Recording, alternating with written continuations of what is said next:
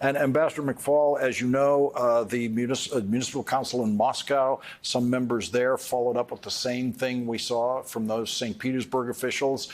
St. Petersburg being where, of course, as you know, Vladimir Putin got his political start, working in the mayor's office as a bureaucrat and going on from there. Is this the beginning of more of this? It's definitely something new, Lawrence. I think we're hearing now in public what a lot of Russian elites have been saying privately. They know this war has not been going well.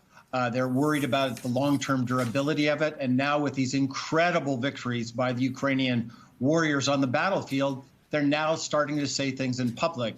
That clip that you just played, and yes, thank you, Julia Davis, for watching so much Russian TV so that the rest of us don't have to. Although I did watch that clip because I know Boris Nadezhdin, the guy you just showed, and it is remarkable that he would be allowed even to say that on Russian television. Remember, that station is controlled by the Kremlin.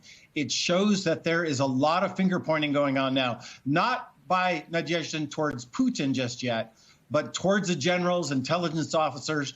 That suggests there's disarray and confusion about where this war goes next. Is there a kind of American Vietnam scenario here where in 1968, President Lyndon Johnson was basically driven from office by the failures of the American approach to the Vietnam War, and that eventually, through the following Nixon administration, making some of the same mistakes, but constantly trying to get out. They eventually got out. And so that's how the North Vietnamese won. They wore down the American resolve inside the government. Is a scenario like that possible here, where the Ukrainian forces continue to succeed so thoroughly militarily that they wear down the internal support structure within Russia, which includes the support structure for Putin himself? Yes, but with one big difference. Russia today is a dictatorship, not a democracy, and therefore it'll take a lot longer for that to happen. So the analogy I use is not Vietnam, but actually Brezhnev's invasion of Afghanistan. That's when he overreached. That's when he went too far. And they were bogged down there for a long, long time. But the unraveling of the regime took a lot longer. It didn't happen overnight. They were there for a decade. And eventually it led to Gorbachev, the beginning of the end of the Soviet Union. But it was a long, long process. And as you look at it tonight, with people using the word victory now, and Applebaum in the Atlantic, in a very well-concerted piece, concludes, we must expect that a Ukrainian victory, and certainly a victory in Ukraine's understanding of the term, also brings about the end of Putin's regime. Are these premature hopes and dreams?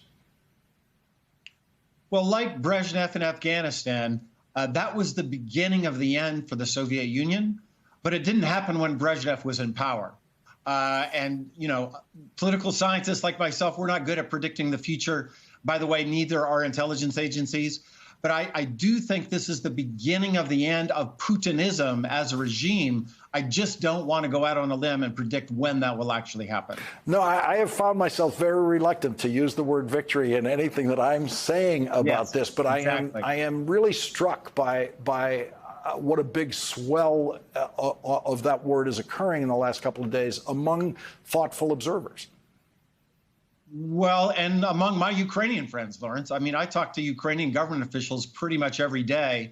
They're cautious. They don't want to get ahead of their skis. They're worried about counteroffensives. And remember, they haven't liberated Donbass or Crimea, which President Zelensky has set as goals. But they are more optimistic today than they've been since they won the Battle of Kiev several months ago.